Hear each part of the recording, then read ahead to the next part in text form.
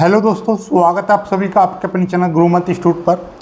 आज का ये वीडियो बीएससी मैथमेटिक्स का रहेगा और बीएससी मैथमेटिक्स में हमारा टेंजेंट एंड नॉर्मल्स चल रहे थे, उसी का नेक्स्ट वीडियो है। और आज की इस वीडियो में हम एक बहुत ही शानदार topic angle of intersection in polar form ये करने वाले हैं। इसका मतलब कि जब दो कर्व एक दूसरे को काटते हैं तो उसका फॉर्मूला क्या होगा, उसमें एंगल कितना होगा, ये आपको फाइंड आउट करना है। और ये तब की बात है जब दो कर्व आपको दे रखे, वो भी किस में, पोलर फॉर्म में, यानी ध्रुवीय रूप में आपको दे रखे हैं। जैसे मैं आपसे बात करूं, देखिएगा एक कर्व ये है, एक कर्व ये है, ऐसे समझ लीजिएगा। एक कर्व इस तरह से दे रखा है, ये आपका कर्व C1 है, और एक कर्व इस तरीके से दे रखा है, ये रहा, ये कर्व C2 है। ये इस बिंदु पर एक दूसरे को काटते हैं तो इनके बीच में कोण कितना होगा, ये किस तरह से हम डिस्क्राइब करेंगे। उसके लिए हमको क्या करना पड़ेगा, जैसे कि हमारे पास में सपोज दैट कि ये x अक्ष है, ये आपका y अक्ष है, ऐसे समझ लीजिएगा। ये x अक्ष है और ये आपका y अक्ष है। अब हम यहाँ से पहले तो इसका एक रेडियस वेक्टर हम ड्रॉ कर दे रहे हैं। ये आपका रेडियस वेक्टर हो गया, यहाँ से ये बिंदु O है और ये बिंदु मैंने P मान लिया, तो ये r, थीटा, मतलब यहाँ से जो कोण बनेगा ये आपका थीटा कहलाएगा, और यहाँ से यहाँ तक की जो लेंथ है ये आपकी r, तो ये रेडियस वेक्टर हो गया। ये इस बिंदु पर जहाँ पर ये दूसरे को काट रहे हैं, ठीक है। ये वाला एक कर्व C1 था, ये वाला जो कर्व है, ये वाला, ये आपका C1 कर्व है, C1। अब ये कर्व से मैंने एक टेंजेंट ड्रॉ करा। टेंजेंट का मतलब इसको टच करते हुए एक रेखा मैंने खींच दी, ये इसको मैंने T1 बोल दिया।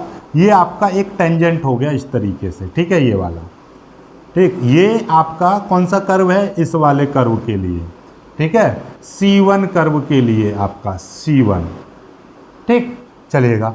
अब इसका ये जो टेंजेंट इस रेडियस वेक्टर के साथ जो कोण बनाएगा उसको हम फाई बोलेंगे, फाई1, ठीक है, चलिएगा। एंगल यही है, एंगल जो फाई हम निकालते थे, ये पहले कर्व का। ऐसे ही एक दूसरा कर्व है, दूसरे कर्व को मैंने ऐसे टच करते हुए एक दूसरी रेखा खींच दी, ये आपका दूसरे कर्व का टेंजेंट होगा। अब ये दूसरे कर्व का टेंजेंट इस वाले रेडियस वेक्टर से जो कोण बनाएगा उसको हम बोलेंगे फाई2, ठीक है, ये फाई1 और ये फाई2। अब इन दोनों टेंजेंट, इस पहले कर्व के टेंजेंट T1 और इस टेंजेंट T2 के बीच में जो कोण होगा, ये वाला, ये वाला आपका कहलाएगा अल्फा, और यही कोण होगा आपका angle of intersection of two curves in polar form. तो ये आपका अल्फा, ये आपका कहलाएगा। अल्फा की यदि हम वैल्यू निकालेंगे तो वो कितनी हो जाएगी, ये वाला यहाँ से देखिएगा, ये टेंजेंट 2 यहाँ पर है, तो ये वाला फाई2 ज़्यादा होगा, ठीक है। तो आप इन दोनों का अंतर जब निकाल लोगे, सपोज दैट यहाँ से यहाँ तक का ये वाला जो एंगल है, ये मान लीजिए 60 डिग्री है, और यहाँ से यहाँ तक का ये वाला जो एंगल है ये आपका 20 डिग्री है। तो ये वाला बीच वाला जो बचा हुआ कितना होगा, 40, क्योंकि 20 और 40 तभी तो 60 बैठेगा यहाँ तक का। तो ये निकला कैसे, तो ये निकलेगा फाई2 माइनस फाई1 करके। ऐसे ही यदि फाई2 का मान ज़्यादा होता तो ये फाई1 का मान ज़्यादा होता तो इसमें से ये घटा देते। तो हम इसीलिए या तो हम इसको इस तरीके से मॉड बोल सकते हैं, या फाई1 इक्वलेंट टू फाई2 ऐसे बोल सकते हैं, या फाई2 इक्वलेंट टू फाई1, आपकी इच्छा है, जैसा आप चाहो। कुल मिलाकर इक्वलेंट का मतलब क्या होता है, इक्वलेंट का मतलब होता है कि भाई फाई1 इक्वलेंट यानी कि ये आपका इक्वलेंट, यानी कि इक्वलेंटली इक्वल, इसको बोलते हैं इक्वलेंटली इक्वल। इसका मतलब ये है कि भाई जैसे कि 10 माइनस 2 करूँगा तो ये 8 आएगा, और 2 माइनस 10 करूँगा तो ये माइनस का 8 आएगा, लेकिन 2 माइनस 10 करूँगा तो ये वैल्यू 8 आएगी, और 10 माइनस 2 करूँगा तो ये भी वैल्यू आपकी 8 आएगी। इसका मतलब समझ रहे हो, इसमें माइनस का नहीं आएगा। जो बड़ी संख्या होगी उसमें से ये घटा देना, जो बड़ी संख्या 2 में से 10 या 10 में से 2 जो भी बड़ी होगी उसमें से घटा दो। मतलब जैसे 2 में से 10 घटाएंगे तो माइनस का 8 आएगा, लेकिन 2 इक्वलेंट टू 10 करेंगे तो फिर 8 आएगा। मतलब एज ए मॉड का काम करता है ये, ठीक है। चलिएगा, समझ में आ गई। तो यही वाला जो एंगल है यही आपका angle of intersection of two curves कहलाता है। तो इसकी डेफिनेशन किस तरीके से हम इसको डिफाइन करेंगे, देखिएगा हमारा मिटाने वाला, देखिएगा ये चीज़ समझ में आ गई। यही चित्र मैंने यहाँ पर बना रखा है, अब आपको समझ में आ गया होगा। ये वाला चित्र कौन सा, ये वाला। यहाँ पर 2 कर्व हैं, देखिएगा। एक कर्व ये वाला है, ध्यान से समझिएगा। एक कर्व ये वाला, ये आपका C1 कर्व है, इस तरीके से गया, ये C1 कर्व, ठीक है। एक आपका ये वाला जो कर्व है, ये रहा, ये वाला जो कर्व है, ये वाला, ये आपका C2 कर्व है, ये रहा C2, ये C2 कर्व है। अब ये C1 की और ये वाला जो पोजीशन, ये P पॉइंट है जिसका रेडियस वेक्टर ये R है। इसको मैंने X पर ही दिखा दिया, कोई दिक्कत नहीं है। इसको हम देखिएगा, इस वाली लाइन को हमेशा हम बोलते हैं इनिशियल लाइन। इससे पहली वाली वीडियो में हमने बात किया था। और ये आपका क्या है, रेडियस वेक्टर, यही है आपका रेडियस वेक्टर। इससे पहली वाली में हमने बात किए थे रेडियस वेक्टर, इनिशियल लाइन, ठीक है। ये आपकी इनिशियल लाइन, ठीक है। चलिएगा, अब ये पहले कर्व से एक टेंजेंट हमने ड्रॉ कर दिया, ये आपका टेंजेंट होगा, ये हमारा टेंजेंट हो गया, टेंजेंट T1, यानी कि पहले कर्व का टेंजेंट, पहले कर्व यानी पहले कर्व को टच करते हुए रेखा, पहले कर्व की टेंजेंट। ये दूसरा कर्व इस तरीके से, ये आपका दूसरा कर्व था, इसको ये वाली रेखा टच करते हुए निकल गई इस तरीके से, ये आपका टेंजेंट दूसरा, ये भी आपका टेंजेंट होगा, ये भी आपका टेंजेंट होगा, पर ये दूसरे कर्व का टेंजेंट। अब ये दोनों देखिएगा, पहले कर्व का ये वाला टेंजेंट इस रेडियस वेक्टर के साथ में φ1 का कोण बना रहा है, और ये दूसरा टेंजेंट यहीं से यहाँ तक ये φ2 कोण बना रहा है, ठीक है। समझ में आ गई बात। तो इसीलिए लिख दिया, the angle of intersection of two curves is defined as the angle between their tangents. मतलब इसको इस तरह से डिफाइन कर सकते हैं कि ये वो एंगल होता है जो इन टेंजेंटों के बीच होता है, ठीक है, बिटवीन देयर टेंजेंट्स, इन टेंजेंटों के बीच, ठीक है।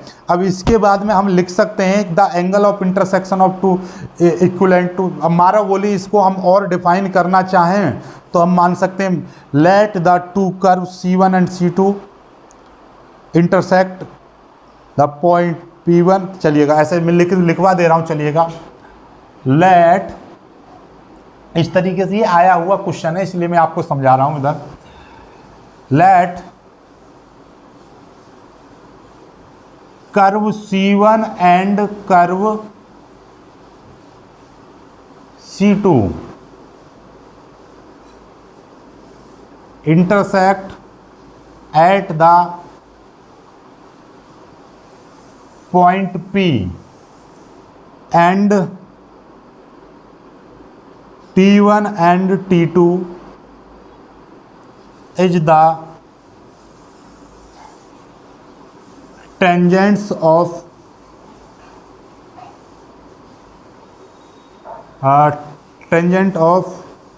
their curve C1 and C2, ठीक है।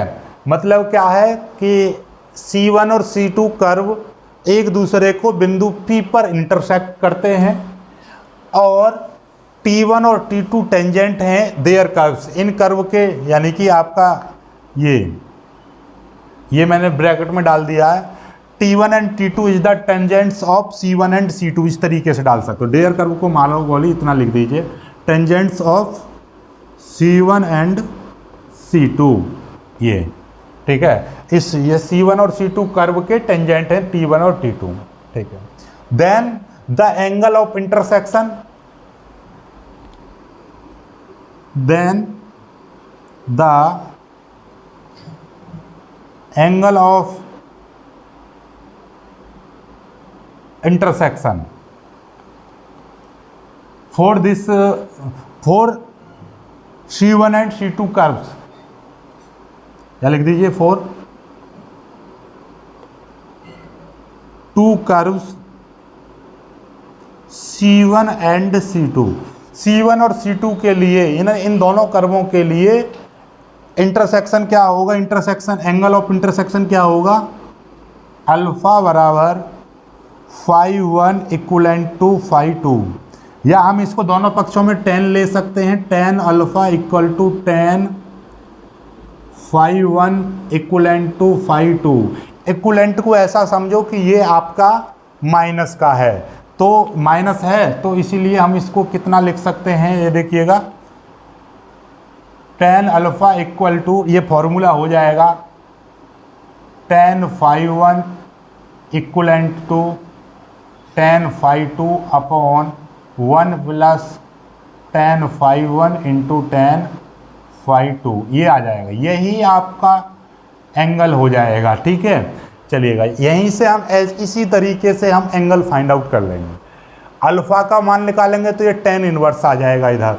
ठीक है, चलिएगा यही चीज़ है, आप यही फॉर्मूला बनेगा। यहाँ से कुछ विशेष कंडीशंस बनेंगे, जल्दी से स्क्रीनशॉट ले लीजिएगा, फिर मैं आपको बताता हूँ। ठीक है, जल्दी से कर लीजिए।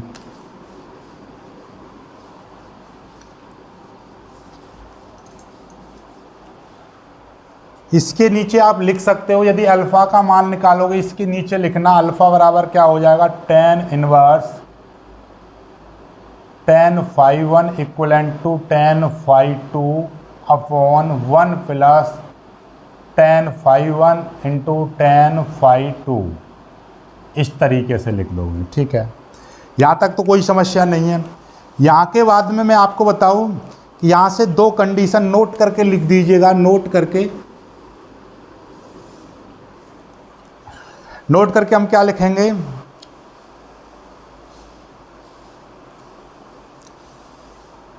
यदि ये दो कर्व इंटरसेक्ट ऑर्थोगोनली, इसका मतलब ये होगा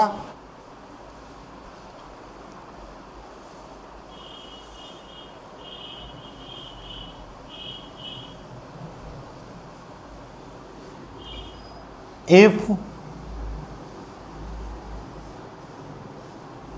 two curves are intersect orthogonally, यदि दो कर्व्स आपके एक दूसरे को ऑर्थोगोनली इंटरसेक्ट करते हैं, इसका मतलब ऑर्थोगोनी का मतलब होता है at right angle. At right angle, right angle का मतलब क्या होता है, और 90 डिग्री, अल्फा इक्वल टू π/2, ये है। देन तब क्या होगा, तब आपका tan φ1 into tan φ2 equal to -1 आएगा। क्या आएगा, tan φ1 इंटू tan φ2 इक्वल कितना आएगा, -1 आएगा। ठीक है, दूसरा नोट इस तरीके से लिख लीजिएगा, यदि दो कर्व एक दूसरे को 0 डिग्री पर काटते हैं, यानी कि दो दूसरे को एक दूसरे को क्या करते हैं, केवल टच करते हैं, दूसरे को टच करते हैं, if two curves are touch each other, एक दूसरे को यदि टच करते हैं तो उस कंडीशन में अल्फा बराबर 0 लिया जाएगा, तब आपका क्या हो जाएगा, तब आपका होगा tan φ1 इक्वल टू tan φ2। ये दो कंडीशन आपको याद करनी है, ये दो कंडीशन याद करनी है कि यदि दो कर्व आपस में एक दूसरे को 90 डिग्री पर टच करेंगे तो उसका मतलब क्या है कि वो एक दूसरे को ऑर्थोगोनली इंटरसेक्ट करते हैं। यदि दो कर्व एक दूसरे को काट रहे हैं 90 डिग्री पर, उनके बीच का जो अल्फ़ा है एंगल ऑफ इंटरसेक्शन यदि 90 डिग्री आ जाए तो उसका मतलब ये है कि वो एक दूसरे को ऑर्थोगोनली इंटरसेक्ट करते हैं। यदि दो कर्व एक दूसरे को टच करते हैं या अल्फ़ा इक्वल टू 0 आ जाता है तो इस कंडीशन में हम बोलेंगे कि वो कर्व एक दूसरे को केवल टच करके हुए निकल गए, एक दूसरे को काटा नहीं है उन्होंने, केवल टच किया है। ठीक है, चलिएगा इस तरीके से। तो ये 2 कंडीशन है, इंपॉर्टेंट है, याद कर लीजिएगा। चलिए अब एक सवाल करते हैं, तब आपको ज़्यादा बेटर समझ में आएगा सारी चीज़ें।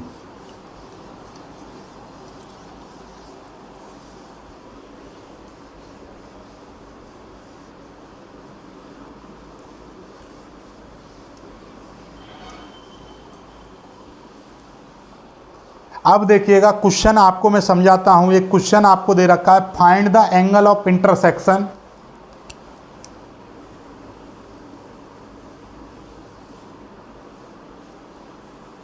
Find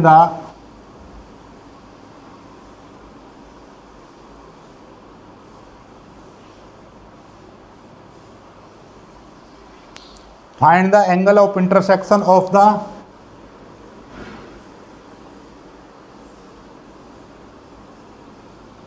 the कार्डोइड्स।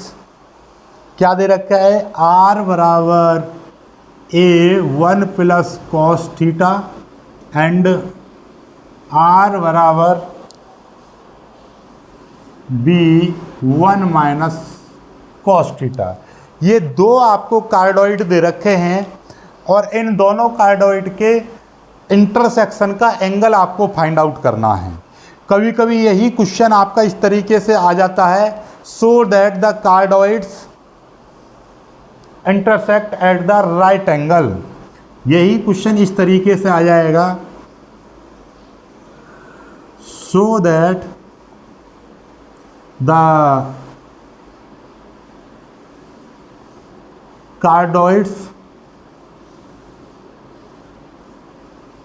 intersect, cardoids R is equal to A1 plus cos theta and R is equal to B1 minus cos theta intersect at right angle। इस तरीके से आ सकता है, या आपको इस तरीके से भी कह सकता है कि so that the cardoids intersect orthogonally. Orthogonally का मतलब क्या है कि इनके बीच का जो एंगल है, एंगल ऑफ इंटरसेक्शन, वो 90 डिग्री आना चाहिए। ठीक है, या राइट एंगल का मतलब भी 90 डिग्री होता है। आपका ये कहने लगे कि ये एक दूसरे को ऑर्थोगोनली इंटरसेक्ट करते हैं, तो उसका मतलब भी अल्फा बराबर आपको 90 डिग्री लेकर आना है।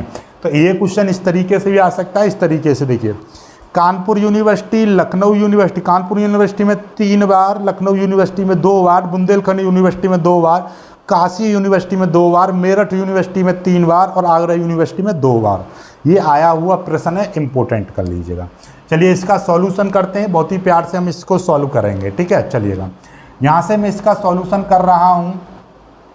आपको एक कार्डोइड दे रखा है R बराबर A1 plus cos theta. Okay, यहाँ से DR बट्टे डी थीटा निकाल रहा हूँ। इस R का थीटा के रेस्पेक्ट में अवकलन करूँगा, ये हो जाएगा A इंटू 1 का तो अवकलन 0 हो जाएगा, कॉस थीटा का क्या हो जाएगा, माइनस साइन थीटा हो जाएगा। तो DR बट्टे डी थीटा की यदि हम वैल्यू निकालेंगे तो माइनस का A साइन थीटा आ जाएगा। ठीक है, चलिएगा हमको, क्योंकि हमको टेन फाई चाहिए होता है, तो टेन फाई के लिए एक फॉर्मूला होता है। देखिएगा, यहाँ से हम पहले कर्व के लिए एंगल निकालेंगे, तो देखिएगा फाई बराबर फॉर्मूला होता है tan phi. Tan phi is equal to होता है, टेन फाई का जो फॉर्मूला होता है वो होता है R इंटू डी थीटा बट्टे डी आर, ये होता है। ऐसे ही cot phi is equal to होता था 1/R डी आर बट्टे डी थीटा। ये चाहे तो ये लगा दो या लगा दो, क्योंकि हमारे पास में टेन फाई हमें को निकालना है, इसलिए हम ये वाला फॉर्मूला यूज करेंगे। तो हमको क्या चाहिए, हमको डी थीटा बट्टे डी आर निकालना है। अपने दिमाग में रखिएगा, डी थीटा बट्टे डी आर। इसको यदि मैंने उल्टा कर दिया तो इसको उल्टा करूँगा तो ये 1/ माइनस का A साइन थीटा इस तरीके से आ जाएगा। इसको याद रखिएगा, माइनस को हम नीचे नहीं लिखते हैं, ऊपर लिखते हैं, इसलिए माइनस तो कोई ज़्यादा इफेक्ट डालेगा ना, माइनस नीचे हो या ऊपर हो कोई दिक्कत नहीं है। ये आ गया। अब हमको एंगल चाहिए, एंगल निकालेंगे, एंगल। ठीक है, कौन सा एंगल निकाल रहे हैं, ये वो वाला एंगल है कि जो पहला कर्व का टेंजेंट रेडियस वेक्टर के साथ जो एंगल बनाता है, ठीक है। तो ये एंगल निकालेंगे।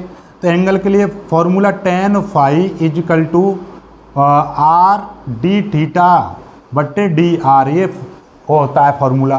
तो देखिएगा tan फाई, यहाँ पे पहले कर्व की बात चल रही है, पहले कार्डोइड के लिए बात चल रही है। तो पहला कर्व हमने मान लिया, तो ये यहाँ पे लेंगे। तो ये tan phi 1 r is equal to, इसकी वैल्यू कितनी है, A1 plus cos theta into d r, D theta बट्टे डी आर, डी थीटा बट्टे डी आर की वैल्यू कितनी है -1, ये रही। बी आर बट्टे डी थीटा, ये वाली वैल्यू कितनी है -1 अपॉन A साइन थीटा। अब ये चीज़ याद रखिएगा कि भाई दो फॉर्मूले आप याद कर लीजिए। 1 माइनस कॉस थीटा बराबर होता है, 1 माइनस कॉस थीटा बराबर 2 साइन स्क्वायर थीटा बट्टे 2, और 1 प्लस कॉस थीटा बराबर होता है 2 कॉस स्क्वायर थीटा बट्टे 2। ये फॉर्मूले होते हैं भाई, याद कर लीजिएगा, ठीक है। ये इस तरीके से आ गया। ऐसे ही अब मैं यहाँ पर देखिएगा, इसका मतलब हो जाएगा A minus A 1 plus cos theta upon A और साइन थीटा, ये आ जाएगा, ठीक है। चलिएगा, अब आपको दिखाई दे रहा है, वैसे भी देखिए इस A से ये वाला A कट जाएगा, तो A को तो लिखो ही मत, सीधे A को लिखो ही मत, ये माइनस का इस तरीके से आ जाएगा। अब यहाँ पे एक और फॉर्मूला साइन थीटा का, साइन 2 थीटा वाला लगेगा, 2 साइन थीटा बट्टे 2 इंटू कॉस थीटा बट्टे 2। ये फॉर्मूले हैं, याद कर लीजिएगा। यही फॉर्मूले में यहाँ पे लगाऊंगा, तो ये माइनस का 1 प्लस कॉस थीटा बराबर क्या है 2 कॉस स्क्वायर थीटा बट्टे 2, और साइन थीटा की जगह पे 2 साइन थीटा बट्टे 2 इंटू कॉस थीटा बट्टे 2, ये आ जाएगा। चलिएगा, अब यहाँ से देखिएगा, इस 2 से ये वाला 2 कट जाएगा, और इस कॉस, ये नीचे कॉस थीटा बट्टे 2 है, ऊपर कॉस थीटा बट्टे 2 का स्क्वायर है, तो ये कितना आ जाएगा माइनस का कॉस थीटा बट्टे 2 अपॉन साइन थीटा बट्टे 2, इतना आ जाएगा जी। साइन बचा, कॉस बट्टे साइन को हम क्या बोलते हैं, कॉट बोलते हैं, तो कॉट थीटा बट्टे 2 आ जाएगा। कितना आ जाएगा, कॉट थीटा बट्टे 2 आ जाएगा। इसको याद रखिएगा। अब देखिए एक और फॉर्मूला होता है कि tan 90 प्लस थीटा बराबर होता है माइनस का कॉट थीटा। तो जहाँ पर भी माइनस का कॉट थीटा आता है, वहाँ पर हम tan 90 प्लस थीटा लगा सकते हैं, नहीं लगा सकते? तो क्यों लगा रहे हैं, क्योंकि ये tan फाई 1 चल रहा है, tan फाई 1। तो कुल मिलाकर बात ये है कि ये आ गया आपका tan phi 1 equal to minus का कॉट थीटा बट्टे 2, इतना आ गया। इसको मैं और इधर की साइड में सॉल्व करूँगा, देखिएगा। इसका ये मिटा दे रहा हूँ, अब इसकी कोई आवश्यकता नहीं है, ठीक है। चलिएगा, इसका दूसरा कर्व याद रखिएगा।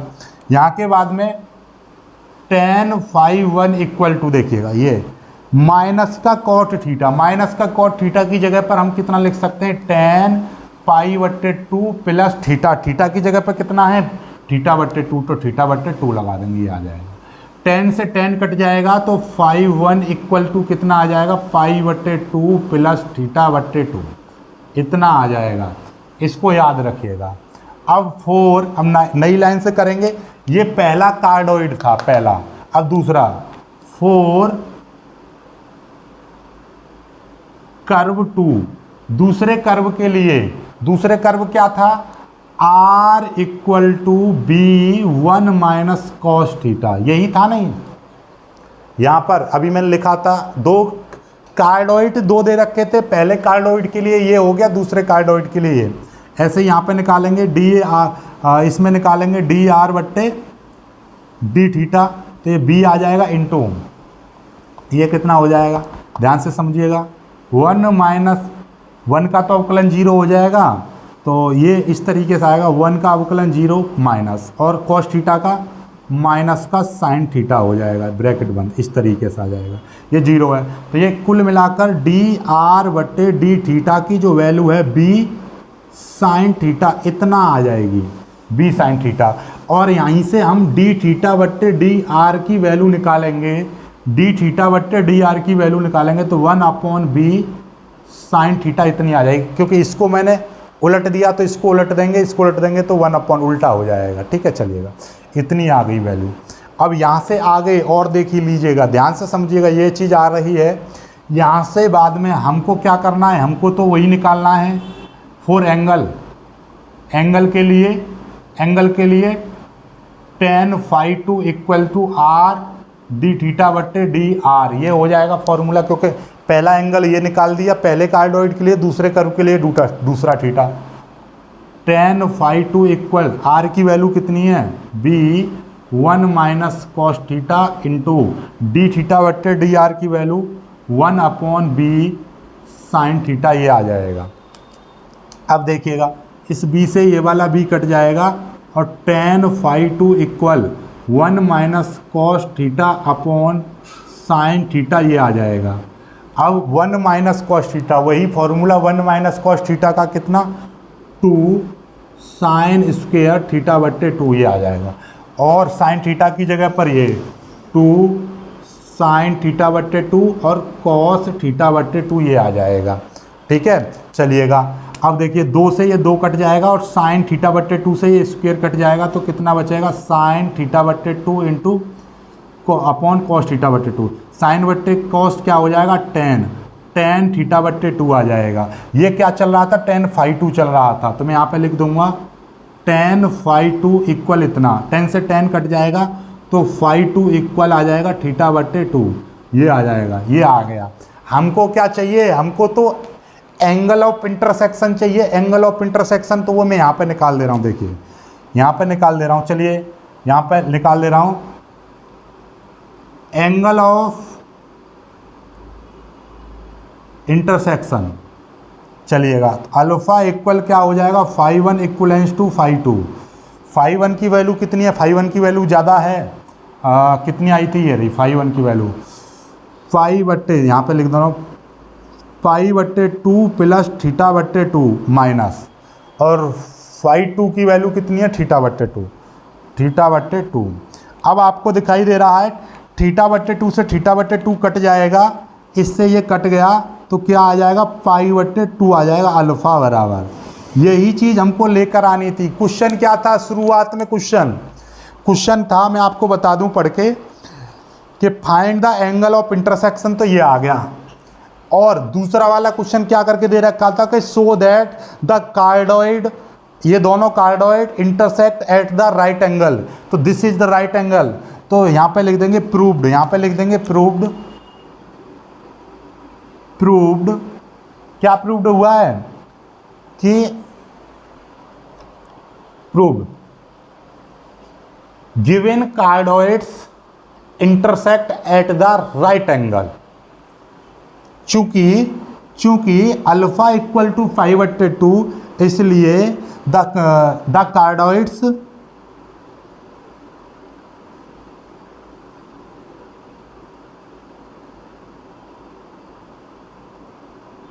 Intersect at